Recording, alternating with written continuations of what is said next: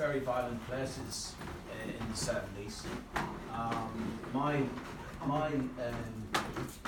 people had experience of the violence in the north of Ireland that was used against the civil rights movement in the late 60s and the early 70s, and the introduction of more repressive weapons, riot gear, the RUC being tooled up, the use of plastic bullets and the use of live bullets by that part of the British state on us. And common knowledge on the streets was that they were using this as a testing ground to test out repressive techniques that they would use in mainland Britain when faced by social crisis there. And it's my belief that the resistance movement against the National Front, the rise of the Anti-Nazi League in big numbers represented a threat, like the civil rights movement did, that the British state started to use riot gear and the shields. I think that was first used, was it at Lewisham or at Southall? But that kind of level of violence being used against political demonstration, was part of that escalation by the state. And so I just came a little bit after Blair's murder. I mean, I remember the first march that I was on was for Bobby Sands' death in Dundalk, 1981, about 2 years after the general strike, actually, in Ireland, shutting the place down with black flags. But quickly through punk music and reggae music, learning about Blair Peach, LKJ's song Reggae for Peach was one that was played at every kind of social event and stuff that the left would have in Ireland, but also the Ruts. Punk rock was also part of the movement, and Jah War and Babylon's Burning both referenced those times as well. And for me, the Anti-Nazi League and the movement that Blair was part of and created had lasting effects on generations still today. I mean, it always hurts me that Blair Peach is well known in Ireland and Britain, yet few people in New Zealand know of him. And this is something we should change. We should get a large banner with Blair Peach, hero, anti-fascist, and bring it to the teacher strikes, as as socialists and the teachers' unions do in Britain, because they've got a huge banner with Blair Peach on it as a hero, and that he's well known. And we should actually bring a big banner with Blair Peach on it to demonstrations against the alt-right that are trying to grow here as well.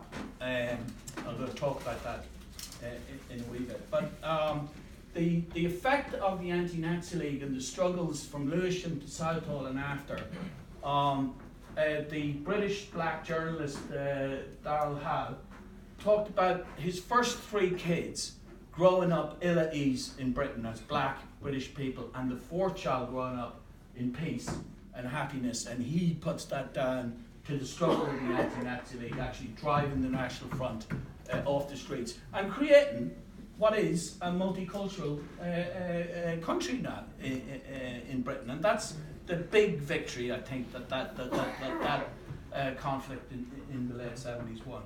Unfortunately, as long as we have capitalism, this system that doesn't deliver for the working class, in this city tonight, there are people sleeping in cars and sleeping in garages, and people also paying huge exorbitant rent, over 60% of their income, which is low anyway, and they're getting angry about housing, and they're getting angry about poverty. And if the people that should champion them and should build houses don't do it, then the right comes along and spreads the poison that it's spread in every decade, that the reason that you can't get a house is because of those fucking refugees and the migrants and the Muslims. And this isn't just coming from the extreme far right. This is coming from the top of society. This is coming from people like the Deputy Prime Minister of this country, who said that every mosque was a viper's nest from which a many-headed hydra was ready to strike.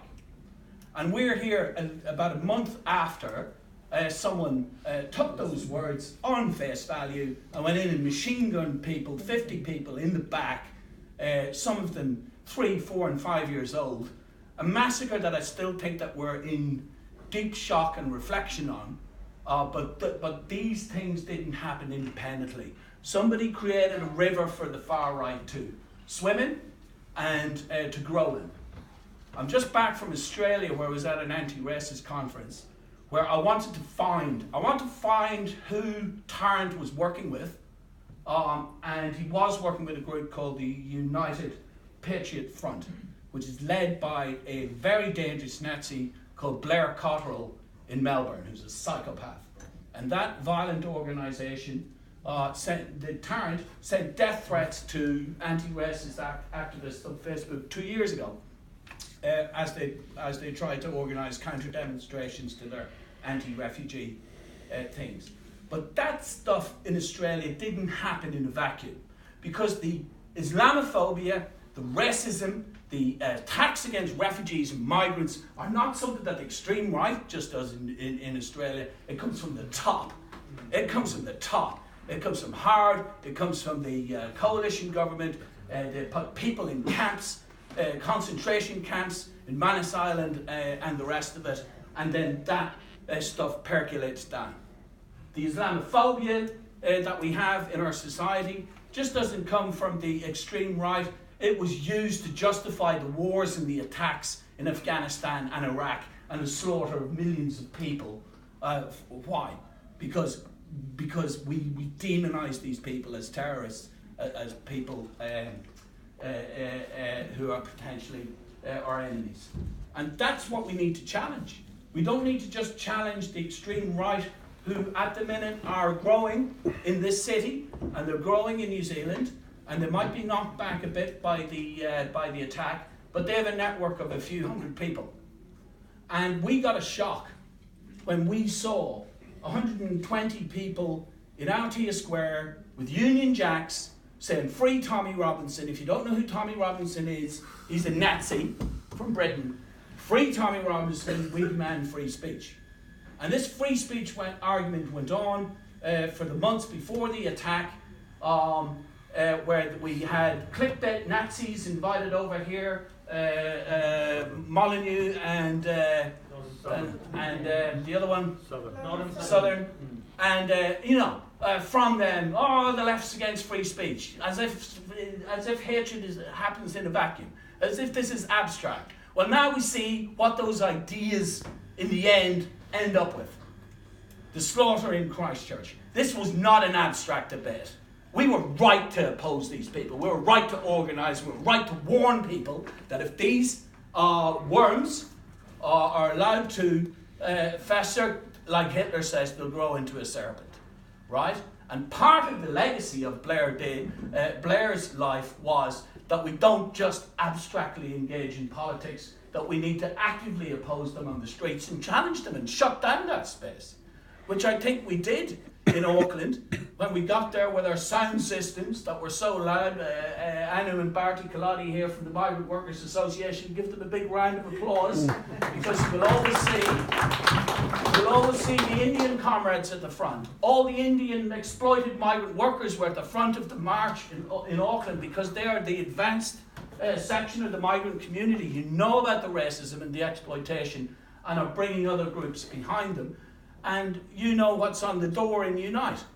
We have that picture of the funeral of Blair Peach, with the coffin being carried by the Indian workers of Southall, recognising that socialists, that trade unions were on their side against exploitation, that they were willing also to stand up to the fascist bullies then. And that's, I think, lastly, the politics that we should take from Blair's life, I think, is how to fight this evil. How to fight the evil that comes again every decade. My son Oisín here is 11. He's actively interested in politics himself. I don't force him to join the party or anything. He brought his Nerf gun along to shoot the Nazis in July. We might reconsider that now, Oisín. But Oisín said to me, with the election of Trump, "This is bad news, Dad. This is bad news, because that guy's evil, and he's racist, and he's going to make this mainstream. And you knew, didn't you? You did your cartoons and his memes and all in his school. But, you know, quickly you could see that with Trump's election, we started to get this aggressive right-wing element having a go at us in Auckland.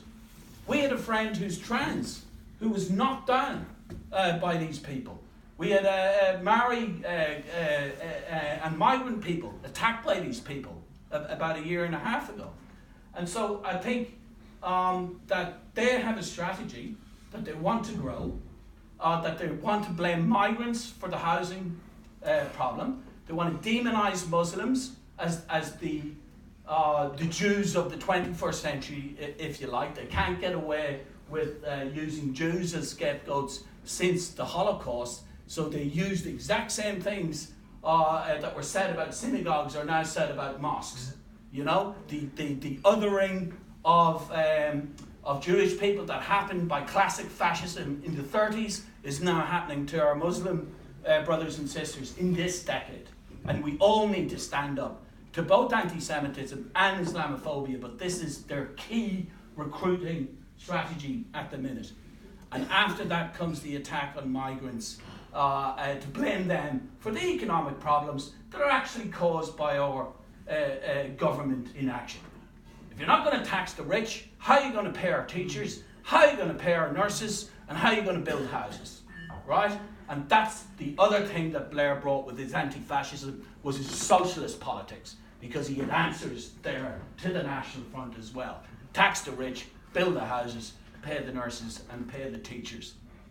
And lastly, you know, when our teachers do go on their super strike, you know, let's do it. Let's get a banner with Blair Peach up there, saying anti-racist, socialist, Kiwi, teacher, and let's make his name alive for a new generation that is unfortunately going to have to take up the fight that he had against racism, against fascism, and against capitalism. Right on, Joe.